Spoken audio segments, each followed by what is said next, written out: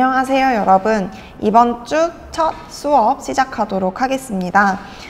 우리 지난 시간에 헌법재판소의 권한 중에서 탄핵심판, 정당해산심판, 권한쟁의심판, 헌법소원 심판을 여러분 스스로 공부를 하고 마쳤어요.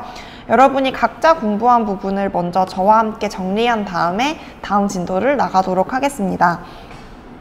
먼저 청구 주체를 쭉 정리해 보도록 할게요. 제가 이 청구 주체가 시험에 많이 나온다고 잘 정리해 두라고 했었죠. 한번 탄핵심판부터 채워가 보도록 하겠습니다. 자, 여러분, 탄핵심판은 누가 신청하는 거라고 했었죠? 네, 국회가 신청하는 거라고 했었죠. 국회가 탄핵소추 의결권을 가지고 있습니다. 이 소추라는 것은 어렵게 생각할 필요 없고 심판을 신청한다 라는 의미를 갖고 있다고 생각하면 됩니다. 그 다음 정당해산 심판은 누가 심판을 신청하는 거라고 했었죠? 네, 다 정리해놨죠? 정부가 신청하는 거라고 했습니다. 제소라는 말은 소를 제기한다 라는 뜻인데 소추랑 비슷한 의미예요. 심판을 신청한다 라는 뜻입니다.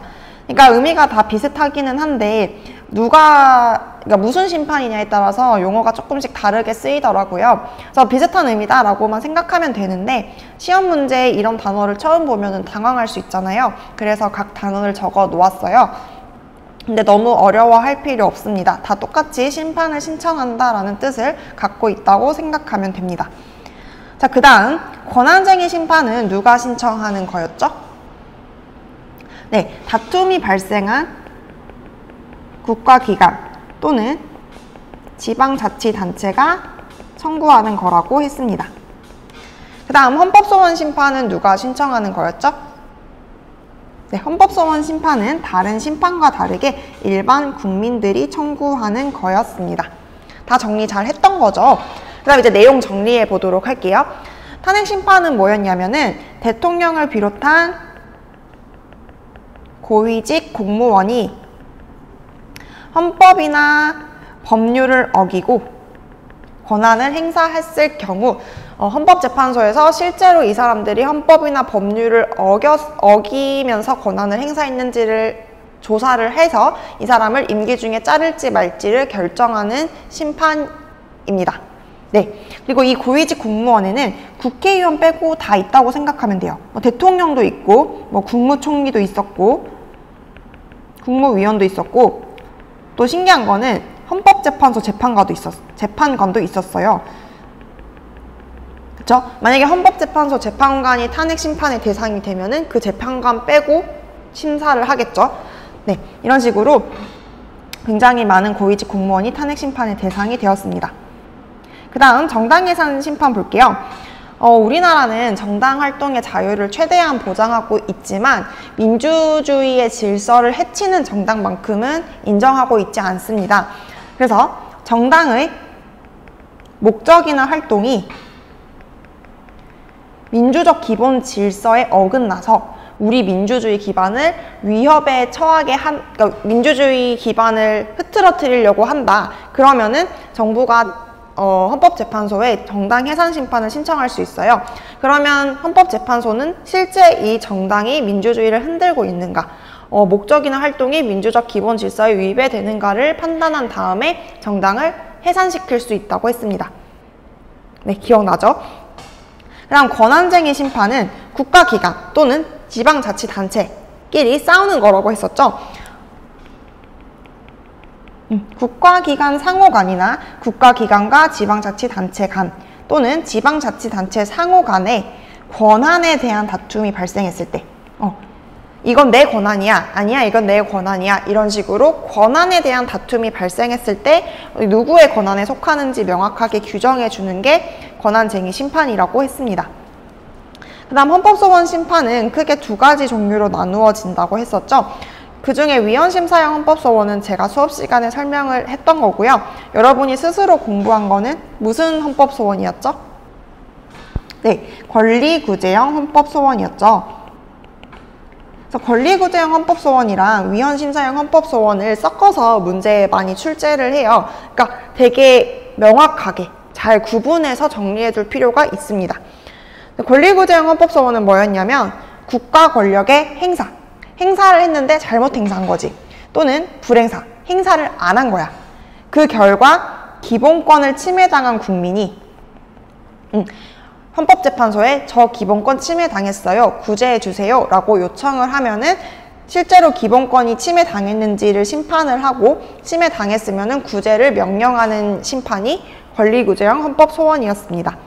그리고 여기서 말하는 이 국가 권력이라는 것은 입법행위도 있었고 법률, 명령, 조례, 규칙, 행정처분 이것이 모두 국가 권력에 속했었습니다. 네, 기억나죠? 그리고 권리구제형 헌법소원의 특징은 다른 구제 절차를 다 거친 후 최후의 수단으로 사용해야 한다고 했습니다.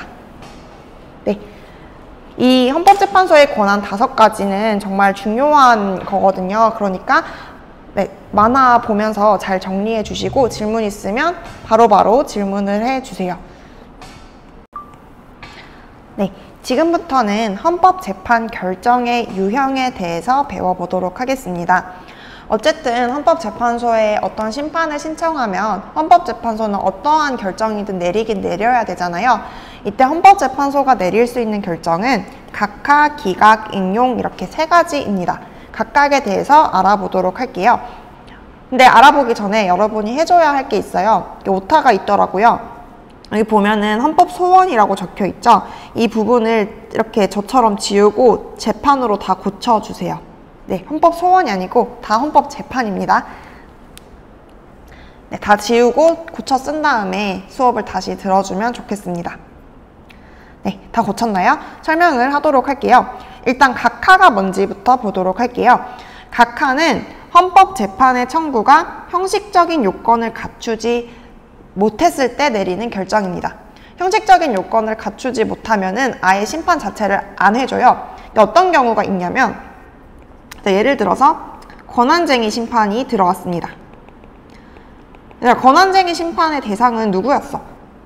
국가기관 또는 지방자치단체였죠. 근데 심판을 청구한 사람들을 봤더니 그냥 개인 대 개인이야. 그쵸? 국가기관이나 지방자치단체가 아니라 개인 대 개인인 거죠. 이건 형식적 요건을 못 갖춘 거죠. 국가기관과 지방자치단체의 권한을 심사하는 심판인데 개인이 신청하는 건 형식적 요건을 못 갖춘 거기 때문에 바로 각하 결정이 나고요. 애초에 심판 자체를 하지 않습니다. 알겠죠? 그럼 기각이 뭔지 볼게요. 자, 기각은 형식적인 요건은 갖췄어. 그래서 내용을 심판을 했어. 심판을 해봤더니 내용이 실체적으로 이유가 없는 거죠. 그래서 이건 실제적인 내용이 없다. 심판 종료하겠다. 라고 결정을 내리는 게 기각입니다. 이것도 무슨 말인지 예를 한번 들어볼게요. 자, 정부가 봤을 때 어떤 정당이 민주적 기본 질서를 위반한 것 같았어요. 그래서 그 정부가 정당 해산 심판을 신청을 한 거죠. 그래서 이 형식적 요건이 잘 갖추어졌으니까 헌법재판소가 심판을 한 거죠. 이 정당이 실제로 정당의 목적이나 활동이 민주적 기본 질서에 위배되는지 심판을 했어요. 했는데 이 정당이 되게 민주적이야. 민주적 기본 질서를 잘 지켜. 그러면은 내용이 실체적으로 이유가 없는 거죠. 심판을 신청한 이유가 없는 거기 때문에 기각 결정을 하는 겁니다. 그러니까 정당이 해산이 안 되는 거죠. 알겠죠? 그럼 이제 인용 볼게요. 인용은 일단 형식적 요건을 갖춰야 돼. 갖춰서 심사를 해봤더니 내용도 이유가 있어. 그때 내리는 결정이 인용입니다. 그러니까 또 예를 들어볼게. 국회가 어떤 고위직 공무원이 헌법과 법률을 위반해서 권한을 행사하는 것 같은 거야. 그래서 헌법재판소에 탄핵 심판을 신청합니다. 네, 그래서 헌법재판소가 실제로 그 고위직 공무원이 헌법과 법률을 어기고 권한을 행사했는지 심사를 했어요. 근데 실제로 그 고위직 공무원이 헌법과 법률을 위반한 거야. 그럼 이유가 있는 거죠. 실체적 이유가 있는 거죠. 그래서 헌법재판소가 인용 결정을 내립니다. 그러면 그 사람은 탄핵이 되는 거예요. 이 3가지 구분할 수 있겠죠? 그렇게 어려운 거 아니니까 잘 정리해 두고요. 이 밑에 있는 참고 부분은 그냥 쭉 지워주세요. 여기까지는 몰라도 될 것 같아요. 네, 궁금한 친구들은 저한테 개인적으로 와서 물어보면 제가 알려주도록 하겠습니다. 네, 이제 뒤에 있는 문제에 대한 풀이를 하도록 하겠습니다. 여러분 다 풀었던 것이죠? 제 해설을 들으면서 여러분이 맞게 풀었는지 확인해 보세요. 일단 1번 문제 볼게요. 맨 위에 보니까 갑이 A의 위헌법률 심판 제청을 신청함이라고 되어 있네요. 위헌법률 심판 제청권은 누구한테 있는 거였죠? 네, 법원한테 있는 거였죠. 법원이 헌법재판소에 위헌법률 심판을 해달라고 청구할 수가 있었습니다. 그러니까 A는 법원이 되겠죠. 근데 법원이 갑의 신청을 기각했어요. 그러니까 갑의 신청 내용을 봤더니 이거는 위헌법률 심판을 할 정도는 아니다 라고 판단을 해서 갑의 신청을 받아들이지 않은 것이죠. 이런 경우에는 재판 당사자가 헌법재판소에 곧바로 헌법소원 심판을 신청할 수 있다고 했습니다. 그러면 B는 헌법재판소가 되겠죠. 네, 그리고 이때 신청하는 헌법소원 심판은 우리 헌법소원 심판은 두 가지 종류가 있었잖아요. 그 둘 중에 뭘까요? 네, 위헌심사형 헌법소원이겠죠. 이런 경우에 신청하는 헌법소원 심판은 위헌심사형 헌법소원 심판입니다. 네, 이렇게 정리를 해두고 밑에 보기를 보도록 하겠습니다. 기억 볼게요. 기억은 권리구제형 헌법소원 심판이다 라고 되어 있네요. 네, 맞나요? 아니죠. 위헌심사형 헌법소원 심판이라고 했었죠. 그래서 기억은 아닙니다. 그래서 이런 식으로 권리구제형 헌법소원이랑 위헌심사형 헌법소원이 막 뒤섞여서 나와요. 그러니까 아까 말했듯이 잘 구분해서 정리를 해두어야 됩니다. 그럼 니은 볼게요. 갑은 소송에서 확정 판결을 받은 사람이다 라고 되어 있네요. 네, 이거 맞을까요? 아닙니다. 위헌법률 심판이나 위헌심사형 헌법소원 심판 모두 재판에 적용되는 법률이 심판 대상입니다. 이 말은 무슨 말이냐면은 현재 재판이 진행 중이라는 뜻이에요. 그러니까 갑은 재판을 받고 있는 사람이지,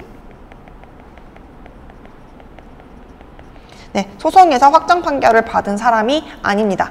소송에서 확정 판결을 받은 사람은 이러한 심판을 청구할 수가 없어요. 우선 이은도 틀렸고요. 디귿 보도록 할게요. A는 즉 법원은 명령규칙의 위헌 위법 여부를 심사할 수 있다라고 되어 있네요. 이거 맞나요? 네, 맞죠?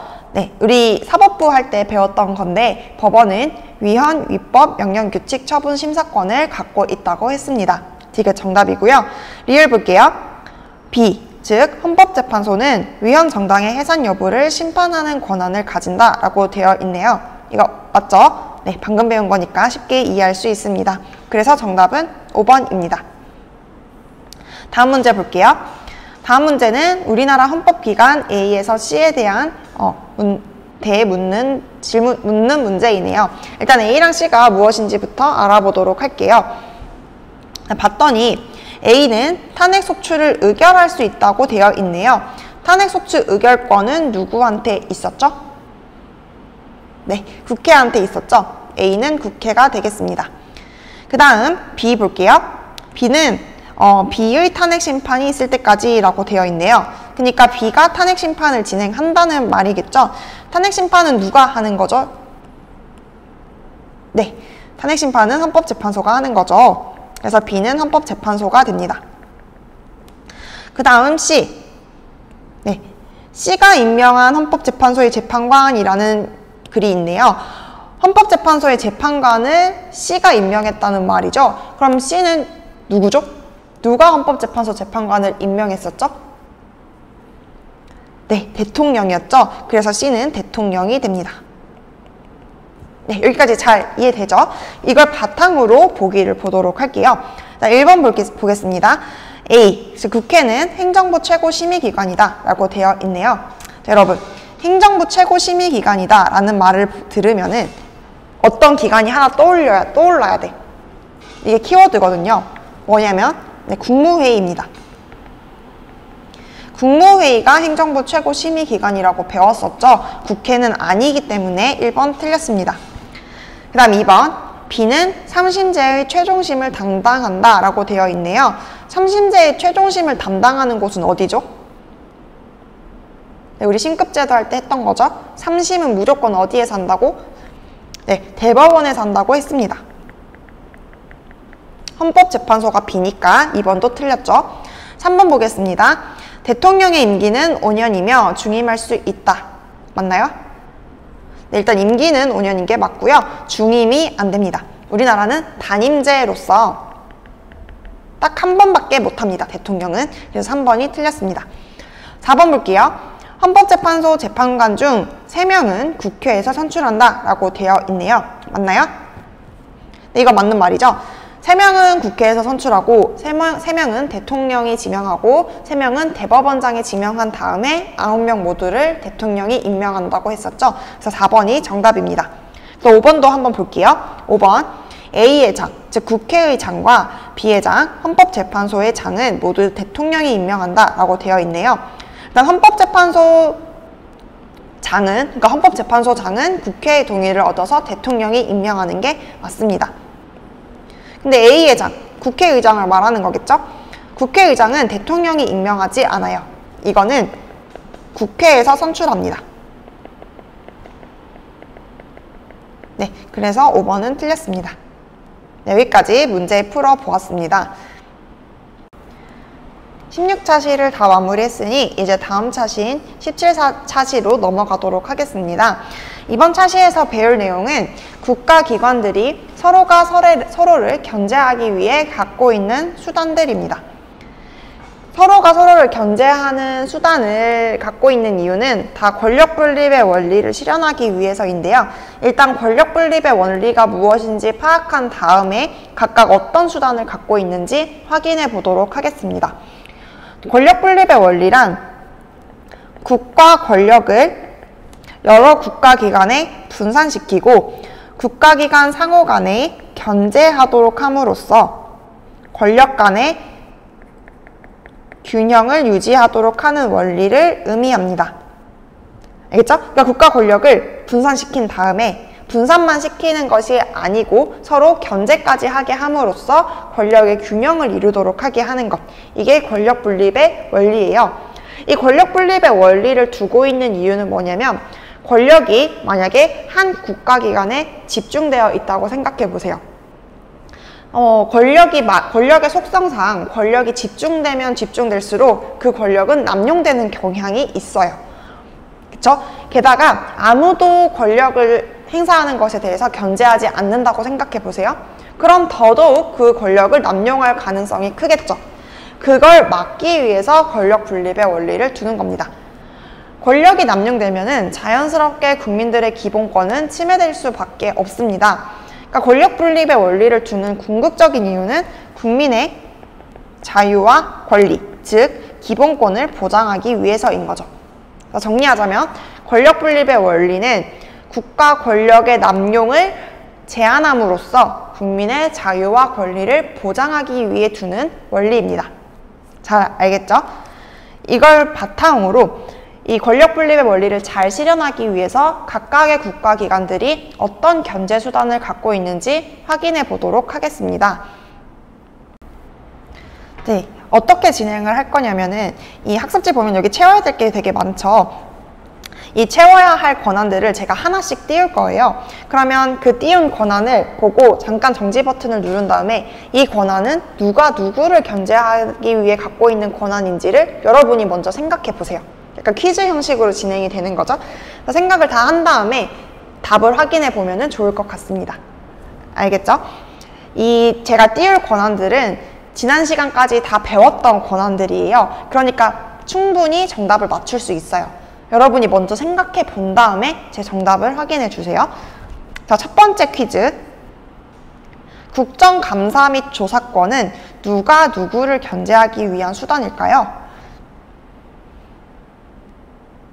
생각해 봤나요? 자, 일단 국정감사랑 조사권은 누가 갖고 있는 거예요, 여러분? 누구의 권한이죠? 이거 국회의 권한이었죠? 입법부의 권한입니다. 근데 국정은 그때 내가 뭐라고 했지? 국가기관이 수행하는 정치라고 했었죠? 근데 근데 이 행정부도 국가기관이고 사법부도 국가기관이야. 그치? 그러니까 이 국정감사 및 조사권은 국회가 행정부를 견제하는 수단이자 사법부를 견제하는 수단이 될 수가 있겠죠? 그래서 이 두 개의 국정감사 및 조사권을 적어주면 됩니다. 여러분 학습지 채우면서 퀴즈 푸셔야 돼요. 네, 다음 문제. 대법원장, 대법관 임명권은 누가 누구를 견제하기 위한 수단일까요? 네, 생각해 봤죠? 자, 일단 대법원장, 대법관 임명권은 누구한테 있죠? 임명권. 네, 대통령한테 있었죠. 그리고 대법원장이랑 대법관은 사법부의 구성원이죠. 이 말은 무슨 말이냐면 대통령이 이끄는 행정부가 사법부를 견제하는 수단이라는 것이죠. 그래서 이 부분에 채워주면 됩니다. 잘 따라오고 있죠? 그 다음 문제. 여러분, 법률안 거부권은 누가 갖고 있는 견제 수단일까요? 네, 이거 그 정보 형태할 때 자세하게 배웠던 거죠. 법률안 거부권은 누가 갖고 있죠, 여러분? 네, 대통령이 갖고 있죠. 국회가 법률을 만든 다음에 대통령한테 제출을 하면 대통령이 다시 검토하라고 거부할 수 있다고 했습니다. 그럼 이건 대통령이 갖고 있는 거고, 법률은 누가 만들어? 국회가 만드는 거죠. 그러니까 법률안 거부권은 행정부가 입법부를 견제하는 수단이 되겠죠. 그래서 이 부분에 적어주면 되겠습니다. 다음, 위헌법률 심판 제청권은 누가 갖고 있는 걸까요? 네, 일단 이 권한은 누가 갖고 있죠? 네, 법원이 갖고 있는 거죠. 즉 사법부가 갖고 있습니다. 그럼 이거 누구를 견제하는 걸까? 이걸 잘 알아야 돼. 네, 법률 누가 만들죠, 여러분? 국회가 만들죠. 국회가 만든 법률이 헌법에 위반되는지 심판해달라고 요청하는 게 위헌법률 심판 제청권이잖아요. 그러니까 이 권한은 사법부가 입법부를 견제하는 권한입니다. 이해되죠? 그래서 이 부분에 적어주면 됩니다. 위헌법률 심판 제청권 적어주세요. 그 다음 문제. 위헌 위법 명령 심사권은 누가 누구를 견제하기 위한 수단일까요? 자, 일단 이 심사권은 누가 갖고 있죠? 헷갈리면 안 돼요. 이건 헌법재판소가 아니고 법원입니다. 모든 법원이 갖고 있다고 했어요. 그 다음 명령은 누가 발표하는 거였죠? 3명이 있었죠? 네, 대통령, 그리고 국무총리, 그리고 각부 장관이 발표할 수 있었습니다. 그리고 이 사람들은 모두 행정부 사람들이죠. 그럼 위헌 입법 명령 심사권은 자연스럽게 사법부가 행정부를 견제하는 수단이라고 할 수가 있겠죠. 그래서 이 부분에 적어주면 됩니다. 잘 적고 있죠, 여러분? 네, 다음 문제 가도록 하겠습니다. 다음 문제. 대법원장, 대법관 임명 동의권입니다. 어디에 들어가야 할까요? 여러분, 이거 헷갈리면 안 되는 게 아까는 임명권이었고 여기 지금은 동의권이 붙었습니다. 대법원장과 대법관을 대통령이 임명할 때 누구의 동의가 필요하죠? 그쵸? 국회의 동의가 필요하죠? 그러니까 이건 국회가 갖고 있는 권한이야. 그리고 대법원장, 대법관은 사법부 사람들이죠. 그죠? 그러니까 이 대법원장, 대법관 임명 동의권은 입법부가 사법부에 대해 갖는 견제 수단입니다. 그러니까 2번에다가 적어주면 되겠죠? 네, 다음 문제 갈게요. 다음 문제, 행정심판권입니다. 이 권한은 어디에 들어가야 할까요? 네, 일단 행정심판을 어디서 하느냐를 봐야 되는데 행정심판은 어디서 하나요, 여러분? 네, 이거 법원 할 때 특수법원이라고 해서 행정법원이 있었죠? 네, 제가 뭐 외울 필요는 없다고 했는데 행정법원에서 행정심판이 이루어져요. 어쨌든 사법부에서 관할하고 있는 권한인 거죠. 근데 이 행정심판은 언제 일어나냐면 행정부가 국민의 기본권을 침해했을 때 일어납니다. 그래서 국민이 청구를 하면 행정심판이 일어나요. 그러니까 이 행정심판의 대상은 행정부인 거죠. 즉 행정심판권은 사법부가 행정부에 대해서 갖는 견제수단입니다. 그래서 여기에 채워주면 돼요. 별로 안 어렵죠? 다음 문제 가겠습니다. 다음 문제. 국무총리 감사원장 임명 동의권입니다. 어디에 들어가야 될까요?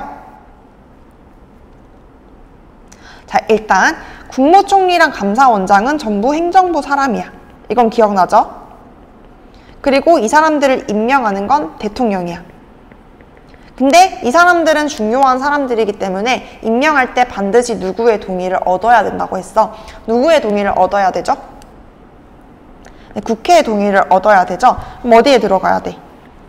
그쵸? 여기에 들어가면 되겠죠? 자, 여기에 써주시면 됩니다. 네, 다음, 탄핵 소추 의결권은 어디에 들어갈 권한일까요? 네, 일단 이거 문제할 때도 했던 건데 이 탄핵 소추 의결권은 누가 갖고 있는 권한이죠? 국회가 갖고 있는 권한이죠. 그리고 탄핵 소추의 대상은 누구였어? 고위공직자였어요. 그쵸? 여기엔 대통령도 포함되고 국무총리도 포함되고 국무위원도 포함되고 법관도 포함이 되었습니다. 그쵸? 그러니까 이 탄핵 소추 의결권은 국회가 행정부에 대해서 갖는 권한이자 사법부에 대해서 갖는 권한이라고 할 수가 있는 거죠. 그래서 이 두 군데에다가 적어주면 되겠습니다. 두 군데에다가 탄핵 소추 의결권 적어주세요. 자, 그 다음 예산 심의 및 확정권입니다. 이건 어디에 들어가야 될까요? 두 군데밖에 안 남았네요. 네, 별로 어렵지 않죠. 일단 예산 심의 및 확정권은 누가 갖고 있는 권한이죠? 네, 이거 국회의 재정에 관한 권한이라고 배웠었죠. 국회가 갖고 있는 권한입니다. 그리고 예산을 짜고 집행하는 건 누가 하는 일이야? 그쵸? 행정부가 하는 일이죠. 그러니까 행정부가 짠 예산을 검토하고 확정 짓는 권한을 국회가 갖고 있는 거죠. 이 말은 이 권한은 국회가 행정부를 견제하는 권한이라는 겁니다. 그래서 이 마지막 4번에 채워주면 됩니다. 그럼 자연스럽게 다음 문제는 이 빈칸에 적으면 되는 거겠죠? 네, 사면권입니다. 사면권이 무엇인지는 대통령 권한할 때 했었죠? 한 사람의 형벌을 면제해주는 권한이라고 했습니다. 그러니까 법원에서 판결 내린 것을 엎어버리는, 무효화시키는 권한이라고 했죠. 이거는 행정부가 사법부를 견제하는 권한이라고 할 수가 있는 거죠. 그래서 마지막에 여기 채워주고 마치면 되겠습니다. 오늘 수업은 여기까지입니다. 오늘도 다른 과제는 없으니까 오늘 배운 내용 꼼꼼하게 복습하고 쉬면 되겠습니다. 오늘도 수고 많았어요.